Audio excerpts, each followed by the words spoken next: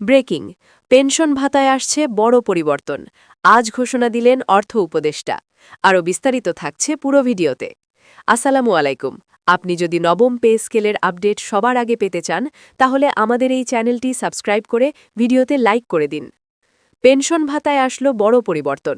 এই ঘোষণাটি দেশের লাখো পেনশনার ও সরকারি কর্মচারীদের জন্য নতুন করে আশা জাগিয়েছে। চাঁদপুরে ভোটের গাড়ি পরিদর্শনকালে অর্থ উপদেষ্টা যে বক্তব্য দিয়েছেন, সেটি শুধু একটি বক্তব্য নয়, বরং ভবিষ্যৎ আর্থিক কাঠামোর দিক নির্দেশনা হিসেবেও বিবেচিত হচ্ছে।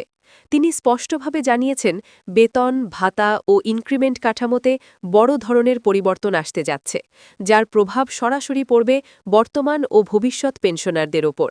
এই পরিবর্তনের মূল ভিত্তি হিসেবে ধরা হচ্ছে সর্বনিম্ন বেতন ২০,০০০ টাকা। অর্থ উপদেষ্টার ভাষ্যমতে, এখন থেকে এই ন্যূনতম বেতন কাঠামোকেই ভিত্তি ধরে পেনশন নির্ধারণ করা হবে। অর্থাৎ যারা ইতোমধ্যে অবসর নিয়েছেন কিংবা ভবিষ্যতে অবসর নেবেন, তাদের পেনশন হিসাব হবে এই নতুন বেসিক কাঠামোর আলোকে। এটি একটি যুগান্তকারী সিদ্ধান্ত, কারণ এতদিন পেনশন নির্ধারণ হতো পুরনো বেতন কাঠামোর ওপর ভিত্তি করে, যা বর্তমান বাজার মূল্য ও জীবনযাত্রার ব্যয়ের সঙ্গে অনেকটাই অসামঞ্জস্যপূর্ণ হয়ে পড়েছিল। দীর্ঘদিন ধরে পেনশনাররা অভিযোগ করে আসছিলেন যে দ্রব্যমূল্যের ঊর্ধ্বগতির তুলনায় তাদের পেনশন বাড়েনি। নিত্য প্রয়োজনীয় পণ্য, চিকিৎসা ব্যয়, বাসা ভাড়া সবকিছুর দাম বাড়লেও পেনশনের পরিমাণ সেই অনুপাতে বাড়েনি। ফলে অবসর জীবনে আর্থিক চাপ দিন দিন বেড়েছে। নতুন এই সিদ্ধান্তে সেই চাপ কিছুটা হলেও লাঘব হবে বলে আশা করা হচ্ছে। অর্থ উপদেষ্টা আরও উল্লেখ করেছেন যে শুধু পেনশন নয়, বেতন ভাতা ও ইনক্রিমেন্টেও বড় পরিবর্তন আসতে চলেছে। অর্থাৎ যারা এখনও চাকরিতে আছেন, তারাও এই সংস্কারের সুফল পাবেন। ইনক্রিমেন্ট কাঠামো যদি বাস্তবসম্মতভাবে পুনর্নির্ধারিত করা হয়, তাহলে চাকরিজীবীদের ভবিষ্যৎ পেনশনও স্বয়ংক্রিয়ভাবে বৃদ্ধি পাবে, কারণ শেষ বেতনের ওপরই তো পেনশনের বড় একটি অংশ নির্ভর করে। এই প্রেক্ষাপটে অন্তর্বর্তী সরকারের নবম পে স্কেল কার্যকরের ঘোষণাটি বিশেষ গুরুত্ব বহন করে। নবম পে স্কেল শুধু একটি বেতন কাঠামো নয়, এটি সরকারি চাকরিজীবীদের আর্থিক নিরাপত্তার নতুন ভিত্তি। আগের পে স্কেলগুলো সময়ের সঙ্গে সঙ্গে অকার্যকর হয়ে পড়েছিল, কারণ মূল্যস্ফীতি ও জীবনযাত্রার ব্যয় তার সঙ্গে তাল মেলাতে পারেনি। নবম পে স্কেল কার্যকর হলে সেই ঘাটতি অনেকটাই পূরণ হবে। নতুন পে স্কেলের আওতায় বেসিক বেতন, বাড়ি ভাড়া ভাতা, চিকিৎসা ভাতা এবং অন্যান্য আনুষাঙ্গিক সুবিধা পুনর্গঠিত করা হবে বলে ধারণা করা হচ্ছে। এর ফলে কর্মরত কর্মচারীদের মাসিক আয় বাড়বে, পাশাপাশি অবসরকালীন সুবিধাও শক্তিশালী হবে। বিশেষ করে পেনশনারদের ক্ষেত্রে এটি একটি বড় স্বস্তির খবর, কারণ তারা দীর্ঘদিন ধরে এই সংস্কারের অপেক্ষায় ছিলেন। সর্বনিম্ন বেতন ২০,০০০ টাকা নির্ধারণের বিষয়টি নিয়ে অনেক আলোচনা হচ্ছে। এই সিদ্ধান্ত মাধ্যমে সরকার মূলত একটি ন্যূনতম জীবনমান নিশ্চিত করার চেষ্টা করছে। বর্তমান অর্থনৈতিক বাস্তবতায় ২০,০০০ টাকাকে ন্যূনতম ভিত্তি ধরা হলে পেনশনারদের মাসিক আয় আগের তুলনায় উল্লেখযোগ্য হারে বাড়বে। যারা আগে খুব কম পেনশন পেতেন, তারাও এই নতুন কাঠামোর আওতায় কিছুটা স্বস্তি পাবেন। এই পরিবর্তনের আরেকটি গুরুত্বপূর্ণ দিক হল ইনক্রিমেন্ট। এতদিন ইনক্রিমেন্ট ছিল তুলনামূলকভাবে কম এবং অনেক ক্ষেত্রে অনিয়মিত। নতুন কাঠামোতে যদি ইনক্রিমেন্টকে আরও বাস্তবমুখী করা হয়, তাহলে কর্মজীবনের শেষ পর্যায়ে একজন সরকারি কর্মচারীর বেতন উল্লেখযোগ্যভাবে বাড়বে। এর সরাসরি প্রভাব পড়বে তার পেনশনের ওপর। অর্থাৎ কর্মজীবনের পুরো সময় জুড়ে যে অবদান তিনি রেখেছেন, তার যথাযথ প্রতিফলন পাবেন অবসর জীবনে। পেনশন ব্যবস্থার সংস্কার মানে শুধু টাকার অঙ্ক বাড়ানো নয়, এটি সামাজিক সম্মান ও নিরাপত্তারও বিষয়। একজন সরকারি কর্মচারী সারা জীবন রাষ্ট্রের সেবা দিয়ে অবসর নেন। অবসর জীবনে যেন তাকে আর্থিক অনিশ্চয়তার মধ্যে পড়তে না হয়, এই দায়িত্ব রাষ্ট্রের।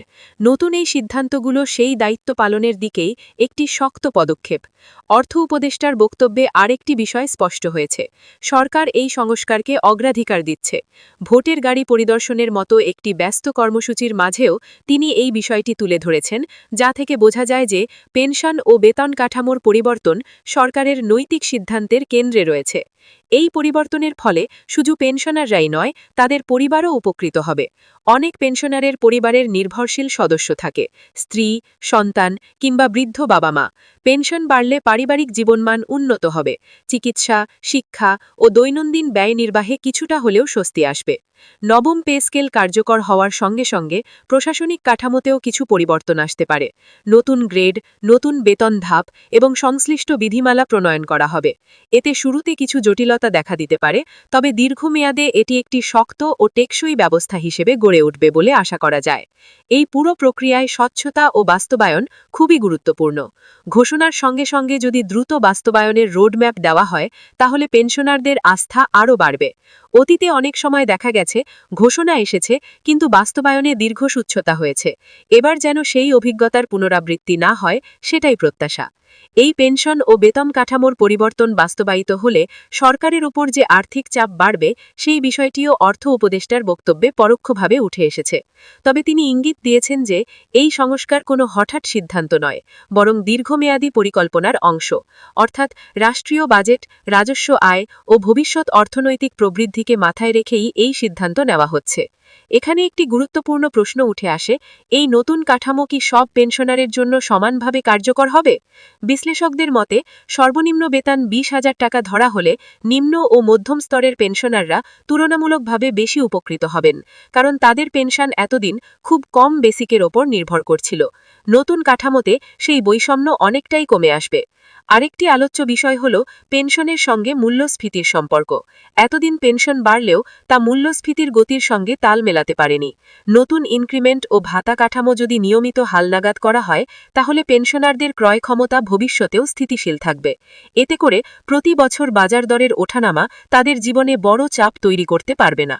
নবম পে স্কেল কার্যকর হলে গ্রেড ভিত্তিক বেতন কাঠামোতেও পরিবর্তন আসবে বলে ধারণা করা হচ্ছে। এতে করে একই ধরনের দায়িত্বে থাকা কর্মচারীদের মধ্যে বেতনের বৈষম্য কমবে। এই স্বচ্ছতা ও ন্যায়সঙ্গত বণ্টন কর্মপরিবেশে ইতিবাচক প্রভাব ফেলবে, যা শেষ পর্যন্ত রাষ্ট্রীয় সেবার মান উন্নত করবে।